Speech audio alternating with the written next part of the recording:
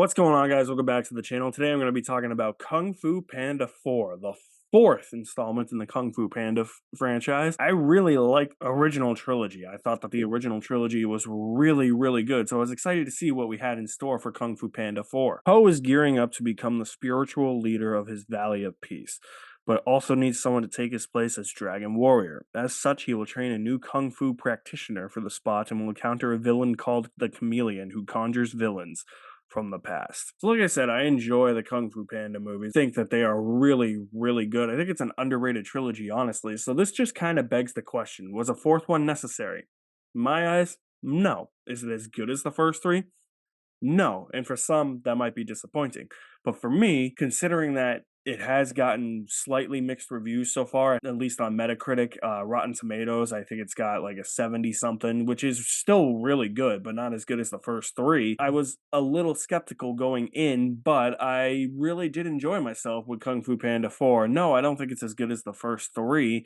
I think there's a lot that's missing. For instance, I really was missing the Furious Five. I thought the Furious Five really enhanced those last three movies. They are explained away. It's not like they're just forgotten about, but still, I think having the Furious Five in a story like this could have been very beneficial, especially where Po is trying to find a new Dragon Warrior and train somebody to be a new Dragon Warrior.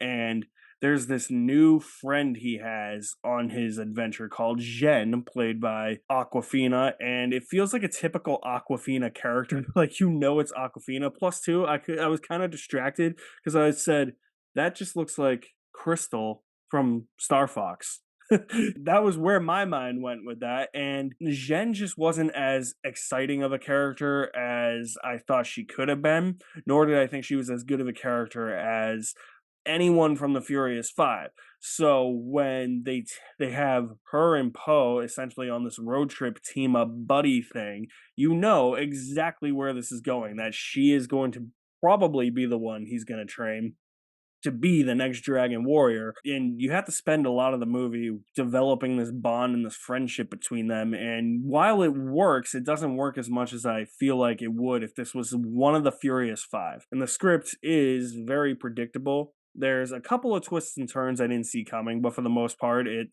turns out the way you exactly expect it to. Animation with the story sometimes, I feel like, have formulas, and they follow those formulas to a T.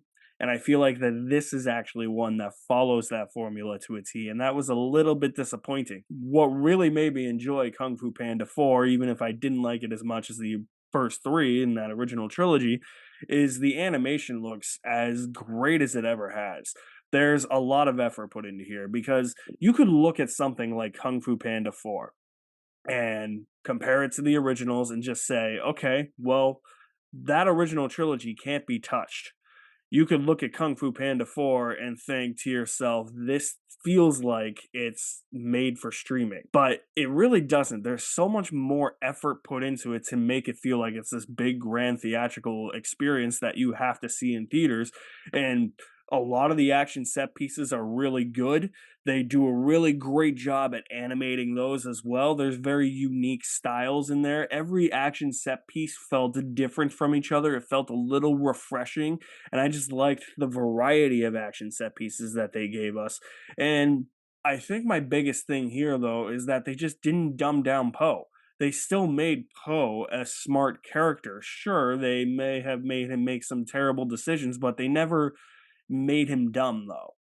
And I feel like if you're introducing new characters into a franchise like this, you're going to make your main character look stupid sometimes, and they never do that. And I have to commend them greatly for that, because that's probably the easiest way to go down. Or if you have an outside writer that comes in, somebody who thinks that they know the character, and then they write the character in a completely different way, that could also be bad. I don't think that that happened here. I think that it's the same writers as the first three, but I think they also had another co-writer that came in to help them, and that could have gone south easily, and it didn't. It could have been easy to make Po a bumbling idiot. I've thoroughly invested in Po, even if the story isn't as strong as it was in the first three. I'm going to say I enjoyed Kung Fu Panda 4 with 3/4 of a bucket of popcorn.